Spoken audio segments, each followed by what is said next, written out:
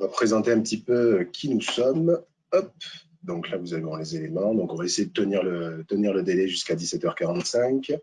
Donc, à qui vous avez affaire? Parce que c'est ça aussi. Donc, je me présente. Moi, je suis Olivier Lamarche. Donc, je suis ergonome à la IST 83 donc, depuis une dizaine d'années.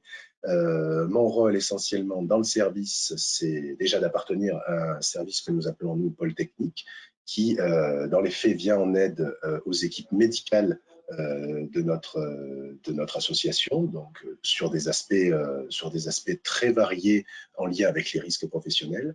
Et nous avons effectivement l'objectif aussi, en tant que professionnel des risques professionnels, de devoir répondre à des questionnements, conseiller les entreprises, et moi en l'occurrence en tant qu'ergonome, plus précisément sur des situations par exemple d'aménagement de poste en cas de difficulté de santé, en cas de handicap, donc ça c'est plus le versant on va dire individuel de ma pratique, et sinon je peux avoir aussi comme tâche de répondre, accompagner, conseiller l'ensemble des structures, l'ensemble des entreprises sur toutes les situations, on va dire, de changement technique, organisationnel qu'elles peuvent avoir à traverser durant leur vie.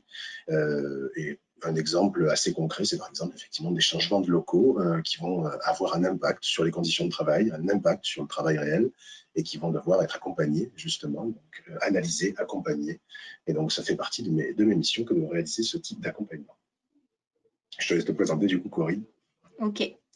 Bien, bonjour, moi je suis Corinne Davezis, je suis psychologue également à la IST 83 depuis à peu près la même période qu'Olivier Lamarche, depuis une dizaine d'années, avec une mission qui est centrée sur la prévention des risques psychosociaux, donc je dirais comment en quelque sorte aider les équipes, les salariés, les managers, les employeurs à finalement créer des conditions de travail favorables à l'épanouissement de chacun et au bien-être de chacun de ses collaborateurs.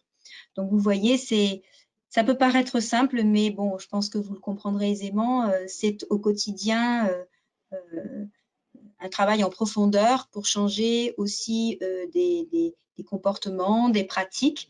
Donc, moi, j'interviens le plus souvent sur le collectif de travail et donc avec à la fois les équipes et les managers qui en sont responsables. Et les sujets tournent souvent autour du management et des pratiques managériales et de l'influence qu'elles peuvent avoir sur aussi l'équilibre, je dirais, d'une équipe ou d'un collectif de travail. Voilà pour faire simple. C'est des éléments de toute façon qu'on va explorer en partie, du moins qu'on va survoler, là dans un petit moment, puisque de manière générale, les apports qu'on va vous donner, les éléments qu'on va vous partager ici sont des choses à questionner sur les différentes strates de votre entreprise. Donc, vous verrez un petit peu comment on va dérouler l'ensemble des éléments. Bonjour à la personne, bonsoir même à la personne qui nous rejoint. On s'est permis de commencer gentiment, justement. Donc, n'hésitez pas à bien couper vos micros, à bien poser vos questions dans le chat. Et donc, on va démarrer gentiment notre présentation. Il n'y a pas de souci, ne vous inquiétez pas. Oui, je vous ai un peu affiché. Excusez-moi, mais il n'y a pas de souci, on venait juste de commencer. Déjà, avant toute chose, comme on l'a fait ce matin, on va prendre un peu de recul. Parce qu'effectivement, je pense que ça vous a pas échappé. Du moins, si ça vous a échappé, expliquez-moi comment vous avez fait, parce que du coup, franchement, c'est quand même très fort. On vient de passer, et on est encore dedans, on va dire, une certaine phase qu'on peut qualifier presque d'historique dans cette phase un petit peu temporelle. Et je pense qu'il est nécessaire quand même de faire un petit point sur les différentes phases qu'on vient de traverser avec cette crise sanitaire. Alors, on vous propose, avec ma collègue, cette frise qui permet justement de se replacer un peu les choses et de voir un petit peu les différents impacts qu'ont pu avoir les différents moments de la crise sanitaire. Alors, cette crise n'est pas terminée, ça aussi, ça ne vous a pas échappé, mais l'idée, c'est quand même de savoir d'où on part. d'où on part et où on va, quelque part. Puisque à un moment donné, la réflexion, si on est là aujourd'hui, si on vous parle d'organisation flexible, c'est qu'il n'y a pas de secret, c'est qu'effectivement, ce sont des questionnements qui ont émergé en entreprise et qui ont émergé aussi même au niveau des individus, puisqu'on a tous vécu une situation de rupture. Donc vous voyez bien sur la crise, effectivement, avant la crise, on était dans une situation qu'on qualifiait de normale, puisque c'est celle qu'on connaissait, et que l'ensemble des acteurs partageaient, avec justement, on parlait là des éléments en termes d'évaluation des risques qui étaient assez classiques, pour prendre un petit peu le sujet qu'on partage. Et il y a eu ce point de rupture. Effectivement, l'arrivée de la crise sanitaire, l'arrivée de ce fameux virus qui a, on va dire, mis un stop à la normalité. Globalement, ce que ça a impliqué, c'est qu'on a perdu un petit peu nos repères. On a un petit peu perdu la maîtrise aussi. On a vu arriver le chômage partiel, on a vu arriver le travail confiné, on a vu arriver du télétravail subi sur toute la durée, on va dire, de la semaine. Tous ces éléments, ça a été effectivement une sorte de choc. Il a fallu passer l'état de sidération et partir sur un élément où il fallait retrouver une façon d'agir, retrouver une façon de mettre en place ces activités. Bien sûr, les activités indispensables, elles ont été réorganisées, mais parfois et trop souvent à la hâte. Donc, du coup, elles ont potentiellement souffert de ce genre de pratiques. Et donc, le confinement, en corollaire, au-delà de tous les dégâts qu'il a pu effectivement réaliser sur les activités, sur les finances, sur les entreprises, il a aussi eu un impact humain, c'est qu'il a isolé potentiellement les gens. Et ils ont accumulé aussi pas mal d'anxiété. Puisque, vous l'avez bien vu, les informations, et moi je le voyais juste avant de commencer ce webinaire, ce qu'on voit en règle générale, c'est que le débat est passionné, pas toujours passionnant d'ailleurs, puisque effectivement on est sur plutôt des débats de point de vue et pas forcément d'idées, mais bon, tout ce que ça a fait, c'est que ça a accumulé, ça a fait naître beaucoup d'anxiété. Et ça a un impact sur les relations de travail. Alors, malgré tout, on est sorti, pas de la crise, mais on va dire du confinement. Là, j'ai mis sortie de crise, mais globalement, on est sorti du confinement. Ce confinement, on s'est précipité aussi un petit peu dessus. Pourquoi? Parce qu'on espérait un retour à la normalité. Ce retour-là, il ne s'est pas fait sans heurts et il ne s'est pas fait sans nouvelles contraintes, puisqu'à un moment donné, cette normalité, ce retour à la vie normale, il s'est fait avec des mesures que nous avons dû appliquer à notre quotidien et au quotidien des entreprises. Donc ça, je pense que vous n'y avez pas non plus échappé. Et donc forcément, tout ça, ça a eu un impact sur l'activité des équipes et sur l'activité des entreprises. Cet impact-là, comme je l'ai dit juste avant, fait partie, on va dire, a aussi exacerbé quelque part un petit peu les passions, puisque chacun est revenu avec son point de vue, chacun est revenu avec son vécu, chacun est revenu avec ses angoisses, son anxiété. Et la volonté forte de certains s'est confrontée, on va dire, à la peur des autres. À un moment donné, comment on va arriver à réguler en entreprise ces différents points de vue et ces différentes situations, ces différentes représentations. Vous verrez, on en parlera un petit peu tout à l'heure. Donc ça a eu un impact aussi, au-delà des équipes, ça a eu un impact sur les managers. Et on en parlait avec ma collègue ce matin sur le premier webinaire. Donc aujourd'hui, on s'ancre et on essaye de s'ancrer le plus possible dans l'après. Puisqu'à un moment donné, il faut, pour être efficace, pour ne pas sombrer et ne pas subir les situations, il faut rester actif, il faut se projeter. Et donc, ces éléments-là, l'après, il faut apprendre. Il faut apprendre un certain nombre de choses sur ce qui vient de se passer et ce qui continue à se passer. Et apprendre de la crise, c'est quoi? C'est comment on fait pour justement ne plus subir un autre confinement, ne plus subir, on va dire, un autre arrêt brutal de nos activités. Comment on peut effectivement arriver à transformer justement nos organisations pour qu'elles soient plus résilientes.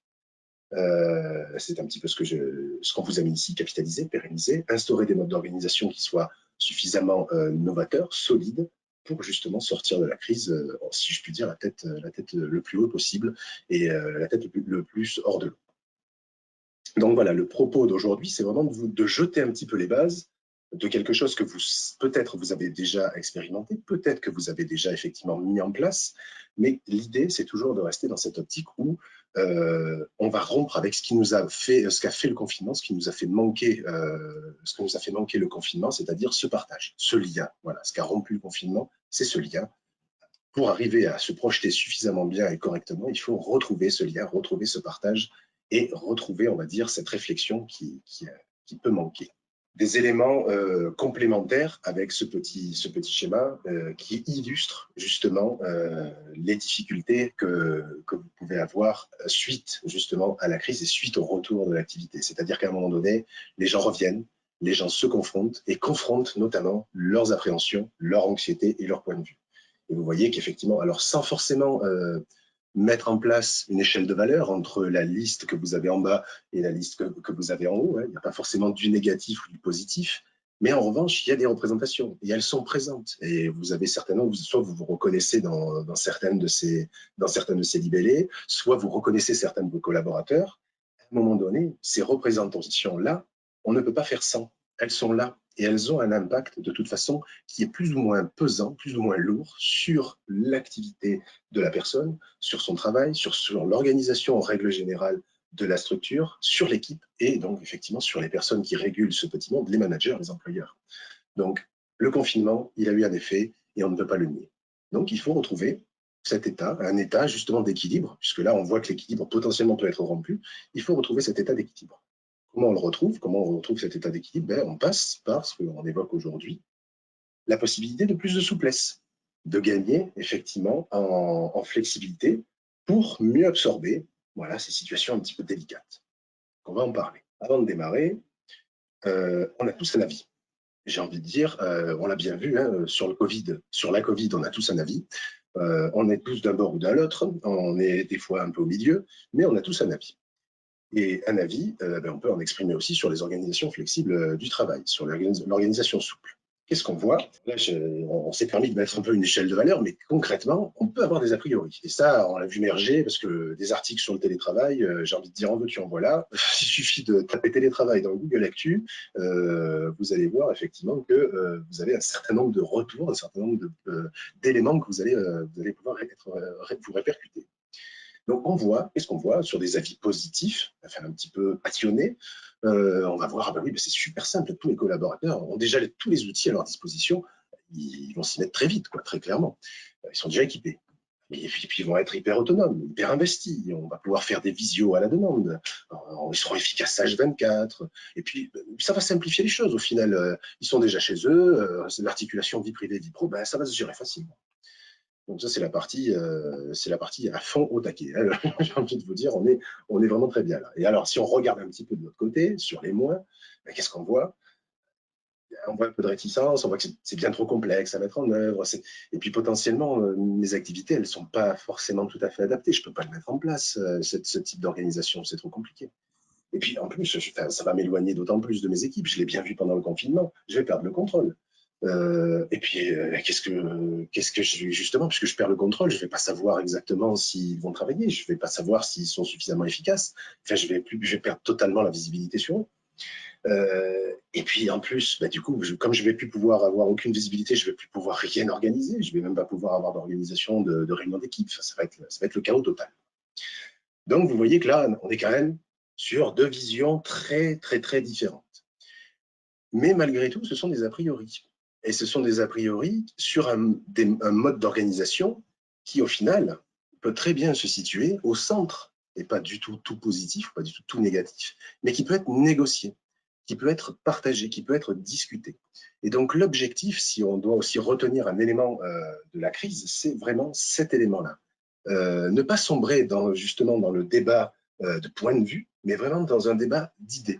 Mettre au centre de la table tout ce qui va permettre de négocier correctement, d'envisager correctement, d'opérationnaliser, si je puis dire correctement, ces organisations flexibles de travail.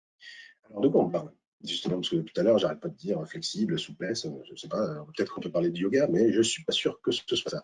Donc, Kesako, bon, concrètement, ce n'est pas forcément exhaustif non plus, mais on va parler, quand on parle d'organisation flexible, vous l'avez compris, on va parler de télétravail, on va parler effectivement des éléments en lien avec le temps partiel, des taux horaires un petit peu différents du temps complet pour justement ajuster le partage de certaines tâches, certains postes. On va parler d'horaires souples, flexibles, à la carte, avec bien sûr des bornes qui peuvent être mises en place. Donc tout ça, c'est des éléments qui peuvent rentrer dans la discussion, mais vous allez voir qu'ils ne sont pas les seuls. Parce qu'effectivement, tout ça, ça va invoquer, si je puis dire, différents déterminants, différents éléments qui sont intégrés dans votre organisation et qui vont devoir être discutés et mis sur la table. Et donc, quand on dit discuter, mis sur la table, on pense question. Qu'est-ce qu'on va questionner, justement, quand on veut mettre en place une organisation souple? Eh bien, il y a beaucoup de choses, effectivement. Et donc là, on voit que le petit bonhomme, il s'en pose pas mal de questions. Et il a raison, parce que si on ne se pose pas de questions, on va avoir tendance à avoir quelque chose de très figé, très descendant et absolument pas partagé, ni aucune adhésion. Donc du coup, on va se poser quoi comme question? On va se poser des questions sur le cadre. À un moment donné, c'est très important. C'est quelque chose qui va devoir justement être défini à un niveau réglementaire, à un niveau opérationnel, à un niveau technique, à un niveau social. Tous les éléments qui sont traduits un petit peu dans le discours que je vous donne depuis tout à l'heure, c'est ça. C'est effectivement qu'est-ce qui cadre une organisation comme celle-là? Est-ce qu'elle est opérationnelle ou pas? Est-ce que ça va être opérationnel dans mon secteur d'activité? Les éléments techniques aussi à discuter, puisqu'effectivement tout ça aussi a certainement un coût. Là, très concrètement, vous voyez, nous partageons un moment à distance avec ce webinaire, mais il y a une technique qui sous-tend justement cette possibilité. Et les éléments sociaux, puisqu'effectivement, puisqu'on travaille à distance, puisqu'on est plus souple, puisqu'on est plus flexible, ben, les gens ne sont pas toujours au même moment dans un même lieu. Quelque part, on redéfinit un petit peu la notion d'entreprise avec ces organisations souples. L'autre question, c'est les espaces collectifs. Vous voyez, effectivement, c'est le corollaire. C'est-à-dire, j'ai mis en place des open space et maintenant, je vais arrêter, je vais rompre avec ce mode de fonctionnement. Alors, est-ce que c'est ça? Est-ce que c'est la question qu'il faut se poser? Est-ce que c'est la question de l'échange, au final, de l'information? Qu'est-ce qui se transmet entre les opérateurs? Qui peut être justement qualifié et qu'est-ce qui va être important à garder? Donc, ces éléments, ces espaces collectifs aussi, il faut les questionner. Une des premières questions aussi, c'est de se dire, est-ce que mon entreprise est éligible? En gros, alors dit comme ça, on dirait qu'on est éligible à la DSL ou à la fibre, c'est bizarre, mais concrètement, est-ce que mes postes peuvent justement être organisés de façon plus souple, de façon plus flexible? Je pense par exemple aux personnes qui vont avoir un contact public requis, à des gens qui sont dans le commerce, qui ont une relation justement commerciale. Il ne faut pas justement jeter le bébé avec l'eau du bain. Il faut se dire, posons la question, voyons comment ça peut fonctionner. Les moyens techniques, on en a parlé, c'est un peu le corollaire du cadre, c'est-à-dire à un moment donné, est-ce qu'ils sont équipés, mon personnel, est-ce qu'il ne faut pas du coup que je crée une ligne budgétaire pour ce genre de moyens? Gardez en tête aussi, un des éléments importants, toutes les questions que vous vous posez, il faut les capitaliser. Il faut en faire justement des enseignements. Et puis de toute manière, l'idée aussi, c'est de passer par des phases de test. Donc ces enseignements, vous allez effectivement, enfin ces modes d'organisation, vous allez les tester.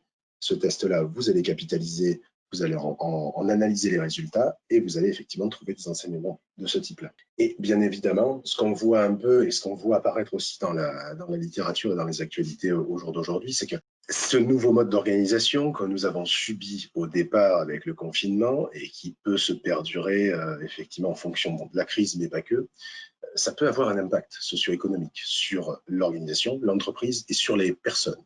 Là, j'ai noté précarisation, mais à un moment donné, dans des situations effectivement où on va avoir, par exemple, uniquement que du recours à du temps partiel ou uniquement que du recours à des éléments prestataires sur différentes tâches, c'est sûr qu'on peut arriver à précariser potentiellement son organisation.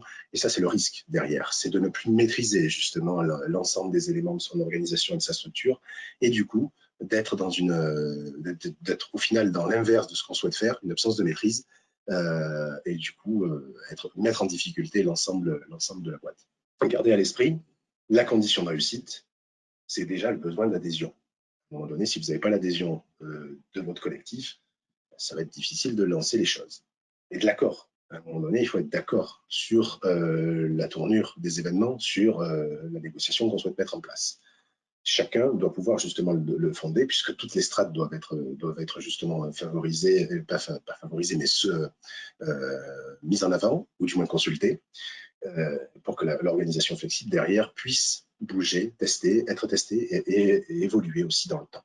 Bien évidemment, avec toutes ces questions, vous vous doutez bien que les avantages et les inconvénients sont variables en fonction de vos secteurs d'activité et en fonction des collaborateurs. Donc ça, c'est des éléments aussi qu'il faudra mettre dans la balance. Alors, globalement, où se situe la souplesse? Où se situe la flexibilité dans l'organisation de votre entreprise? On est loin d'être exhaustif, parce que ce n'est pas forcément évident, parce que vous venez effectivement, j'imagine, de différents bords et de différentes situations, de différents secteurs d'activité. L'idée, là, de vous présenter encore une fois ce diaporama, c'est de pouvoir vous permettre de vous identifier au maximum et de trouver justement des clés pour engager cette discussion. La notion clé, justement, c'est tout d'abord d'accepter cette remise en perspective de l'organisation. Ça, c'est un élément que je n'avais pas encore forcément évoqué, mais à un moment donné, si vous acceptez la remise en perspective, la remise en question de votre organisation, tout ça, bien sûr, dans la concertation, vous avez déjà fait un très grand pas, puisque quelque part, vous acceptez qu'on échange sur quelque chose qui, très souvent, est considéré comme immuable, l'organisation d'une situation de travail, l'organisation d'une entreprise. Si déjà ça, vous passez le cap en tant que gestionnaire, en tant qu'employeur, en tant que chef d'entreprise, vous avez déjà effectivement fait un grand pas au niveau de la concertation, au niveau du débat. Ceci étant dit, vous voyez qu'effectivement, il y a plusieurs franges qui peuvent être explorées, plusieurs éléments que vous pouvez effectivement mettre sur la table, sur les horaires, les outils, le management, l'organisation du travail. L'idée n'est pas tant de faire des petites cases en disant on va explorer que les horaires, que les outils, que le management, mais bien au contraire, de faire naître de la synergie et de l'interaction entre ces différents libellés, ces différents plans. Vous voyez que par exemple, sous les horaires, on l'a déjà un petit peu vu tout à l'heure, ça va recouvrir les horaires, par exemple, d'embauche flexible, les ajustements de planning à l'activité, qui peuvent aussi être aidants en fonction, on va dire, de l'intensité de votre production. La création participative des plannings aussi, parce que le planning en soi, pour celles et ceux qui font des plannings, on sait très bien à quel point c'est compliqué à élaborer, compliqué justement à réaliser dans le débat, dans l'échange et on va dire au niveau collectif. Donc du coup, si tout le monde est impliqué, alors il ne faut pas que ce soit une usine à gaz bien sûr, mais c'est une piste pour justement trouver des marges de manœuvre, des leviers pour impliquer les gens et donner de la transparence, ne serait-ce que ça, sur les plannings tels qu'ils sont, on va dire, élaborés. Sur les outils, alors ça, c'est un élément qui est un peu plus simple, simple, pas forcément simple, c'est pas forcément le mot que je souhaitais utiliser, mais globalement, c'est des éléments qui nous se sont imposés à nous avec le confinement. On a forcément été obligé de verser dans un certain nombre de nouveaux outils qu'on pouvait ne pas forcément maîtriser avant le confinement. Des éléments liés au télétravail, avec tous les outils physiques et numériques qui peuvent nous aider à collaborer. Les outils de visioconférence, les outils de partage de documents, les éléments en lien avec la sécurité informatique qui peuvent effectivement et qui sont devenus cruciaux puisqu'on s'est tous retrouvés à mettre nos vies, nos informations, les informations cruciales de l'entreprise, à les faire transiter par des serveurs. Et donc, du coup, ce sont des éléments effectivement qui ne sont pas anodins.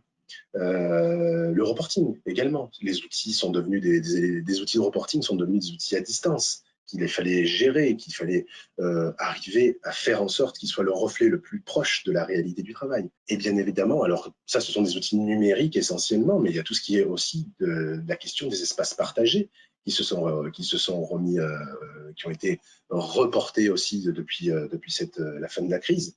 À un moment donné, comment on gère ça dans une situation sanitaire, comment on les met en place et à quoi ça va me servir, justement, quel gain ça va m'apporter, justement, de mettre en place ce type d'espace partagé. Les éléments en lien avec le management, et ça, vous l'avez vu, et on en a parlé effectivement ce matin, ma collègue en a très bien parlé ce matin, le manager et la fonction de management a vraiment, effectivement, été très impactée par le confinement. Et donc là, la gestion des équipes, à distance, comme on peut le voir, l'autorégulation on va dire des équipes, il faut qu'elles soient contrôlées aussi, puisqu'à un moment donné, on est seul face à notre activité en tant que salarié.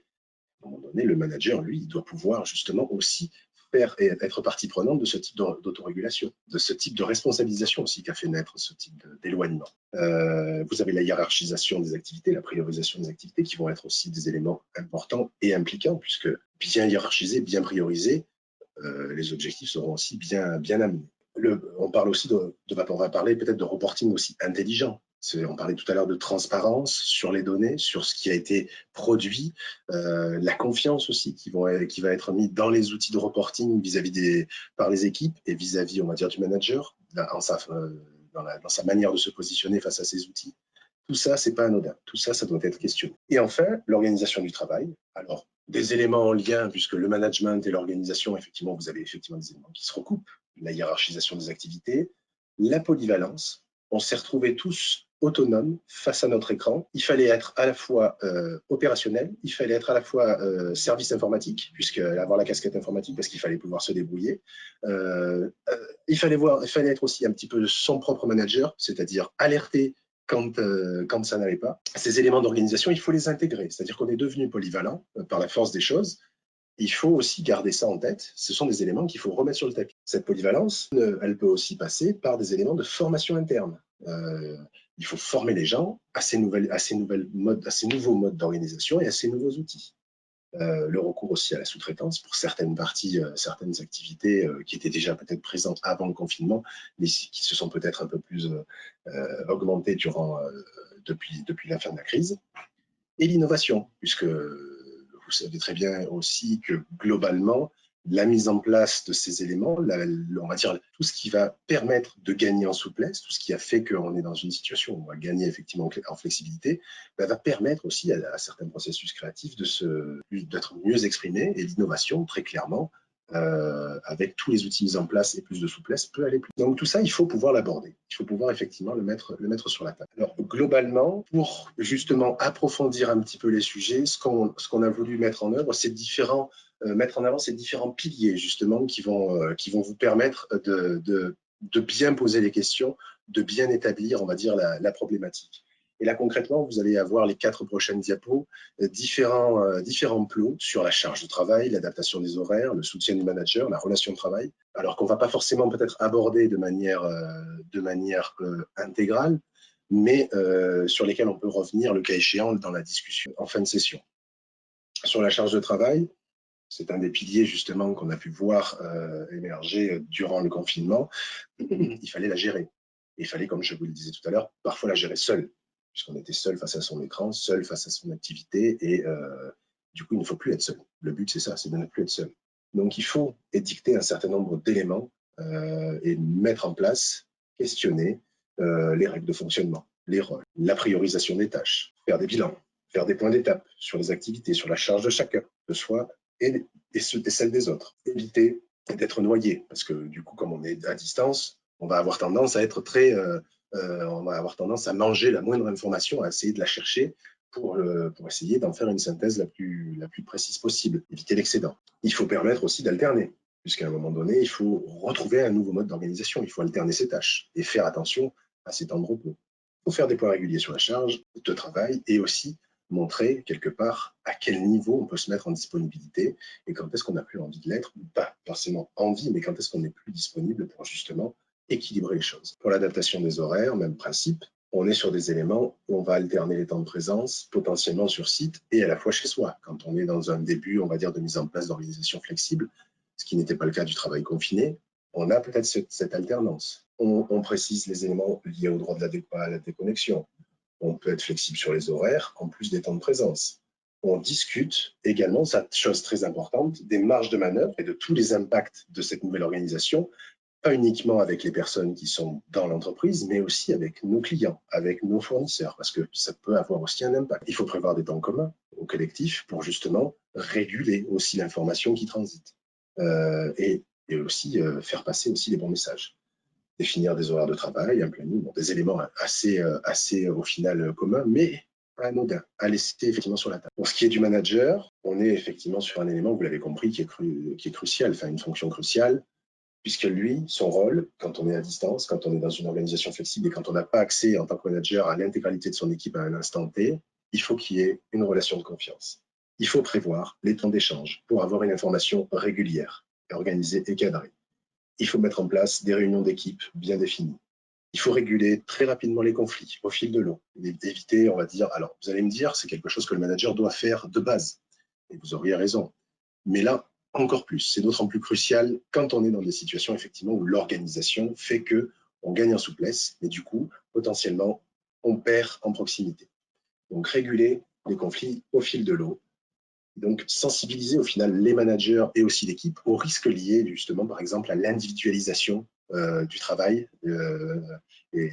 enfin aux risques liés à la distance, qu'amène la distance dans le télétravail, qui fait qu'on va avoir tendance à s'individualiser en tant qu'opérateur, en tant que travailleur. Montrer aussi et inciter inciter le manager à montrer sa disponibilité, à dire je suis là, je vous écoute, ou je ne suis pas disponible, je suis sur une autre tâche.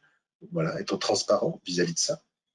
Et bien sûr, toujours pareil, vous l'avez vu, c'est un fil conducteur, faire des points d'étape, ajuster, s'organiser, prioriser, pour que tout le monde puisse avoir une information homogène, pertinente, opérationnelle et transparente. Pour tout ce qui est relations de travail, bon, c'est le corollaire effectivement lié à l'équipe, un petit peu le corollaire lié au prolongement de la mission du manager. Donc là, dans l'équipe, bien évidemment, il va falloir aussi mettre en place des règles de fonctionnement. Ne pas s'isoler, bien évidemment. Justement, il faut faire le contraire de l'isolement. Il faut rester sur les règles de fonctionnement collectif, les contacts réguliers avec les salariés, justement. Pourquoi? Parce qu'effectivement, il faut qu'on puisse avoir le sentiment d'appartenir encore à une équipe, qu'on fasse cohésion. Proposer d'animer une communauté, par exemple, c'est un des éléments, un des moyens, c'est créer une communauté virtuelle pour justement être encore justement pris dans cet élan, dans cette dynamique collective. Les encourager, justement, c'est informel virtuel. Il faut permettre bien évidemment ces échanges entre les salariés et il faut garder, vous l'avez bien compris depuis le déconfinement aussi, des éléments de présentiel parce qu'on reste un être social en tant qu'être humain et on a besoin justement de ce contact visuel. Alors justement, pas forcément tactile, on arrête le serrage de main, on est d'accord, hein, ça mesure barrière oblige, mais il faut pouvoir justement se voir en présentiel.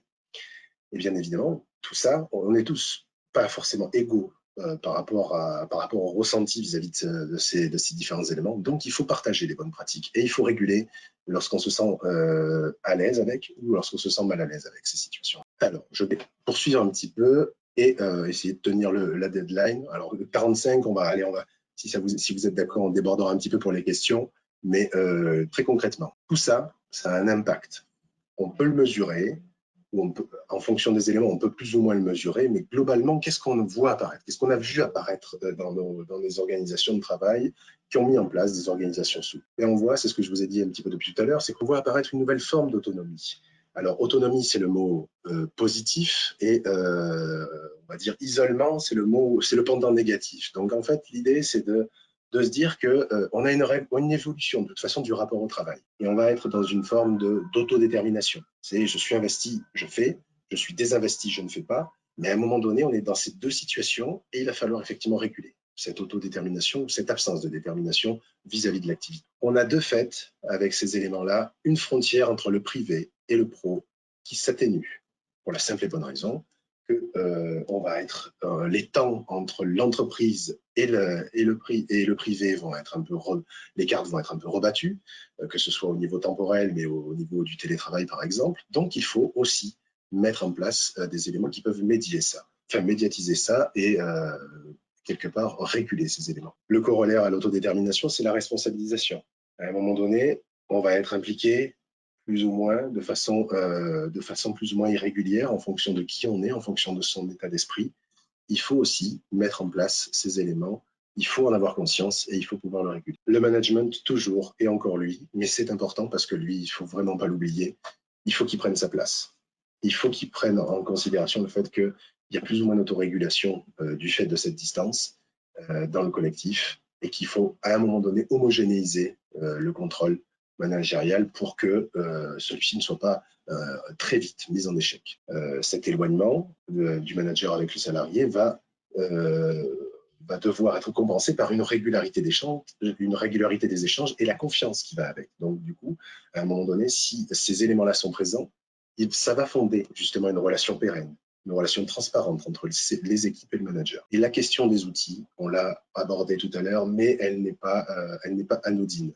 Les outils que vous choisissez vont faire que les personnes vont être en maîtrise vis-à-vis de ces outils, vont se les approprier, ou alors totalement l'inverse. Donc la question de la formation, la question du type d'outil, la question des qualités effectivement de ces outils-là, elle est cruciale. Donc ne pas non plus la mettre de côté. Et bien évidemment, vous l'avez vu juste avant, on est sur des éléments où le collectif, il faut le réinventer. La distance, la diversité des temps de travail, la dynamique de l'équipe, tout ça va être impacté. Donc, il faut retrouver des nouveaux niveaux de collaboration nécessaires, souhaités par les collaborateurs. Selon quel modèle?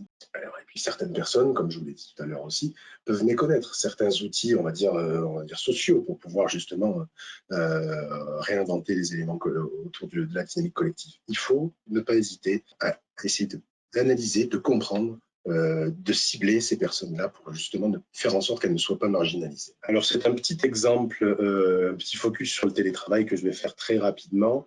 Vous pouvez retrouver d'ailleurs une certaine certains éléments de ce contenu dans un podcast que vous avez, qui est posté, enfin dans une série de plusieurs podcasts qui sont postés sur notre chaîne YouTube. Mais globalement, le télétravail, ça ne s'improvise pas. Et ça, vous avez bien compris, on est dans une situation où on va avoir effectivement des éléments à choisir, des choix à faire sur l'équipement, sur l'espace, sur l'organisation et sur les limites à poser. On l'évoquait un petit peu avant le début de la session avec ma collègue. À un moment donné, on est dans une situation où l'environnement privé, c'est l'environnement privé. Il n'est pas équipé comme l'environnement professionnel. Du moins, on l'a bien senti avec ce travail, on va dire, confiné. Et c'est quelque chose qui, malheureusement, si c'est pas, on va dire, si c'est pas évoqué avant, cela peut très vite perturber justement les opérateurs, ou du moins ça peut mettre en situation d'inégalité les opérateurs. Donc, très important, les différents éléments que vous avez ici pour justement médiatiser les discussions, les négociations autour du télétravail. Et en tant qu'employeur, n'oubliez pas, on est sur des éléments où vous pouvez aussi vous impliquer, même si globalement, réglementairement, en fonction des éléments que vous pouvez négocier avec votre collectif et vos équipes, vous pouvez très bien être dans une optique où vous allez favoriser la mise en place, fournir des équipements à vos équipes qui soient correctes pour pouvoir justement avoir un environnement favorisant pour le télétravail chez eux. Bien évidemment, toujours formé, puisque ça, c'est un élément, quelles que soient les situations, quels que soient les outils, la formation, on passe par là. Ce n'est pas quelque chose d'accessoire. Alors, j'allais vous présenter différents éléments, mais je vais peut-être passer vite là-dessus, dans le sens où c'est en fait des éléments qu'on a évoqués et que vous retrouverez en replay, qui sont en lien avec le webinaire de ce matin. Ce n'est juste ni plus ni moins notre plus-value vis-à-vis, on va dire, de nos missions, telles qu'on a pu vous les décrire juste en début de cette session. C'est-à-dire que globalement, tout ça, là, tout ce qu'on vient d'évoquer, toutes ces réflexions que vous pouvez mettre en place dans vos structures, ben nous, en fait, on peut vous accompagner pour pouvoir les mettre en œuvre, pour pouvoir justement vous aider à faire en sorte à ce que ces organisations-là soient opérationnelles et pérennes. Donc, on peut très bien appréhender, mettre en débat ces nouvelles situations et vous aider à simuler justement leur impact organisationnel auprès de votre structure et auprès des équipes, mais on peut aussi échanger, construire autour des représentations et des impacts qu'elles ont fait naître au niveau de vos équipes et de votre entreprise. Donc, dans les deux cas, sachez qu'on est présent et vous savez que maintenant, vous verrez, vous avez la possibilité de nous contacter effectivement directement et de passer toujours pareil par la voie de votre médecin du travail pour nous activer sur ces questions-là. Donc, j'ai à peu près tenu le délai. Donc, du coup, on va maintenant pouvoir passer justement aux différentes questions. Si vous en avez, j'espère avoir été suffisamment clair. J'espère ne vous avoir trop perdu, parce que j'ai pu aller vite sur certains points. Mais sachez que globalement, si le sujet vous a intéressé, nous pourrons aussi développer un élément, un webinaire plus important, plus étoffé sur le sujet sans aucun problème.